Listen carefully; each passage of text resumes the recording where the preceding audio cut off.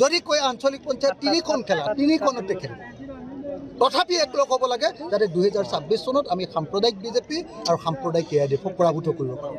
কিন্তু কংগ্ৰেছে অহংকাৰ দেখুৱাই এই কামটো কৰি থকাৰ কাৰণে আজি বিজেপিৰ কাৰণে সুযোগ লাভ কৰিছে আৰু সেইকাৰণে মই কংগ্ৰেছক বাস্তৱতালৈ ঘূৰি আহিবৰ কাৰণে বিনম্ৰভাৱে প্ৰাৰ্থনা জনাই আহিছোঁ। যোৱাবাৰ লোকসভা নিৰ্বাচনত আপুনি কংগ্ৰেছ প্ৰাৰ্থী ৰকিবুলৰ হৈ প্ৰচাৰত নামিছিলে। এইবাৰ আজিৰ তাৰিখত এতিয়া কংগ্ৰেছ সাংসদ ৰকিবুলৰ ভূমিকাত আপুনি সন্তুষ্ট নেকি? মই সন্তুষ্টও নহয় অসন্তুষ্টও নহয়। মই সন্তুষ্টও নহয় অসন্তুষ্টও নহয়। ৰকিবুল হুছেইনৰ ভূমিকাক লৈ ইমান কথা মই ভাবি থকা নাই।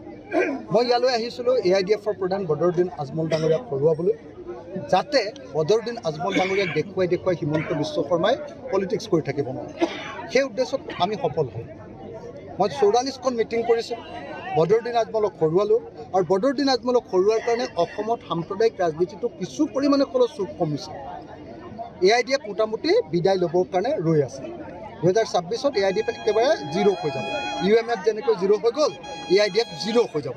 গতিকে সেইটোত মই সফল কাম হ'ল। এতিয়া শুনি আছোঁ, ইয়ালৈ ধুবুৰীলৈ আহি শুনি আছোঁ যে ৰকিবুল হুছেইন ডাঙৰীয়াৰ কাম কাজক লৈ ৰাইজে যথেষ্ট অসন্তুষ্ট হৈছে। মই এতিয়ালৈকে এই কথাবিলাকত সোমোৱা নাই। শুনিহে আছোঁ, বেলেগৰ পৰা শুনি আছোঁ।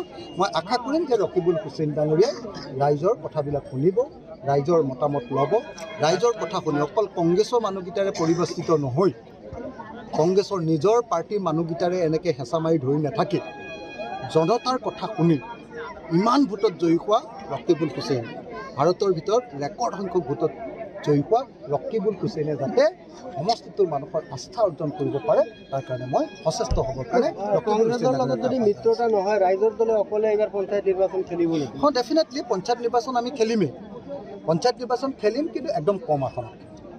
আমি পঞ্চায়ত নিৰ্বাচন এনেকৈ খেলিম যে বেছিভাগ আসন যাতে আমি বিৰোধী আমাৰ ঐক্যমঞ্চৰ বাকীবিলাক দলক এৰি দিব পাৰোঁ। বিৰোধী দলবিলাক যেনেকৈ কংগ্ৰেছক এৰি দিব পাৰোঁ, অসম জাতীয় পৰিষদক এৰি দিব পাৰোঁ, CPIক এৰি দিব পাৰোঁ, CPMক এৰি দিব পাৰোঁ, CPIMLক এৰি দিব পাৰোঁ। গতিকে আপোনালোকে একদম স্পষ্ট থাকিব দেই, একদম স্পষ্ট যে আমি লিমিটেড চিটত একেবাৰে নিমিত্ত চিটত কেইটামান মাত্ৰ চিটত আমি পঞ্চায়ত ইলেকশ্যন খেলিম। আমাৰ টাৰ্গেট 2026ত আমাক 6% ভোট লাগে আমাৰ দলটোৰ ৰিকগনিশ্যনৰ কাৰণে, আৰু 2026 চনত আমি বিজেপিক হৰুৱাব লাগে।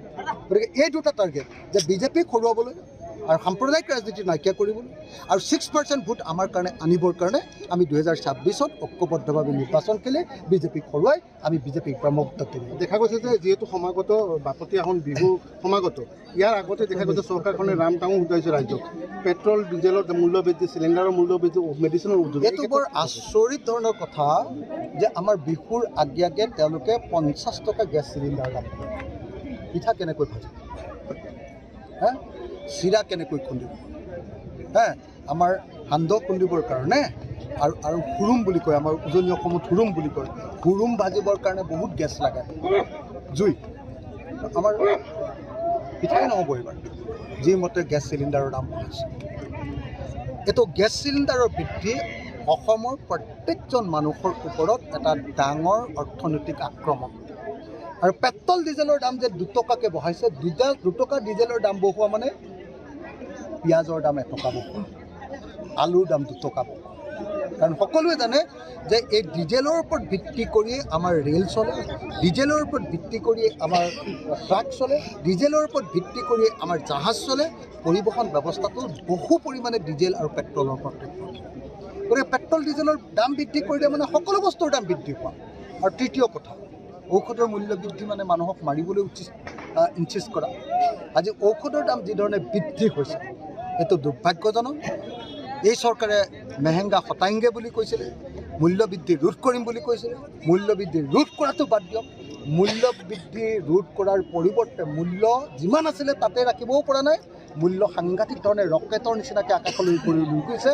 গতিকে এই চৰকাৰক মূল্য বৃদ্ধিৰ বিৰুদ্ধে সমগ্ৰ অসমবাসীক প্ৰতিবাদ সাব্যস্ত কৰিবৰ কাৰণে আৰু এই চৰকাৰখন যে জনগণ বিৰোধী এখন চৰকাৰ, সেই কথাটো বুজি উঠিবৰ কাৰণে মই অসমৰ জনগণক আহ্বান জনাইছোঁ। আৰু যেতিয়া ইলেকশ্যন আহে তেতিয়া কংগ্ৰেছৰ অন্তঃকণ্ঠ আৰম্ভ হয়, ইয়াক কেউ কংগ্ৰেছকে বেলেগে নিয়ন্ত্ৰণ কৰি আছে নেকি? মানে কংগ্ৰেছৰ এইটো বিৰাট ডাঙৰ প্ৰব্লেম, নিজৰ ভিতৰত কাজিয়া। আজি আমি ইমান দিন ধৰি একলগ হৈ যাব পাৰিছোঁ। ভূপেন বৰা ডাঙৰীয়াই একলগ হোৱাটো বিচাৰে, আকৌ তাৰপিছত আপোনাৰ যেতিয়াই ভূপেন বৰা ডাঙৰীয়াই একলগ হোৱাটো বিচাৰে, প্ৰদ্যুৎ বৰদলৈয়ে একলগ হোৱাটো নিবিচাৰে। হে যেতিয়া গৌৰৱ গগৈ কিবা এটা কথা কয় বেলেগ এজনে বেয়া পায়, যেতিয়া ভূপেন বৰাই কিবা এটা কথা কয় আন এজনে বেয়া পায়। এই কাজিয়াখনৰ কাৰণে আচলতে আমাৰ ইউনিটিটো হোৱাগৈ নাই। বহুতে ভাবি আছে যে আমাৰ নিজৰ ভিতৰত এই দলবিলাক কংগ্ৰেছ আৰু আমাৰ মাজত কিবা কাজিয়া আছে নেকি, বেলেগ বেলেগ দলৰ মাজত। আমাৰ বেলেগ বেলেগ দলৰ মাজত কাজিয়া নাই কংগ্ৰেছৰ লগত। কংগ্ৰেছৰ কাজিয়াটো কংগ্ৰেছৰ ভিতৰৰ। ভূপেন বৰাই বিচাৰিলে বেলেগে মানে একতাটো নিবিচাৰে আৰু বেলেগবিলাকে বিচাৰিলে আকৌ বেলেগে নিবিচাৰে। গতিকে এইটো কংগ্ৰেছৰ ভিতৰত থকা অন্তঃকণ্ডলৰ কাৰণে আমাৰ যিটো ইউনিটি, আমাৰ যিটো একতা, আমাৰ সকলো দলৰ যিটো ঐক্যবদ্ধ শক্তি, এইটো আমি ঐক্যবদ্ধ হ'ব পৰা নাই। কংগ্ৰেছৰ ভিতৰৰ এই একতা একমাত্ৰ এজন মানুহে এইটো ঠিক কৰি দিব পাৰে, তেওঁ হ'ল ৰাহুল গান্ধী। সেইকাৰণে মই ভাবোঁ যে কংগ্ৰেছৰ লিডাৰবিলাকক কেইদিনমানৰ আগতে যে ৰাহুল গান্ধীয়ে মাতি নিছিলে খুব ভাল কৰিছিলে।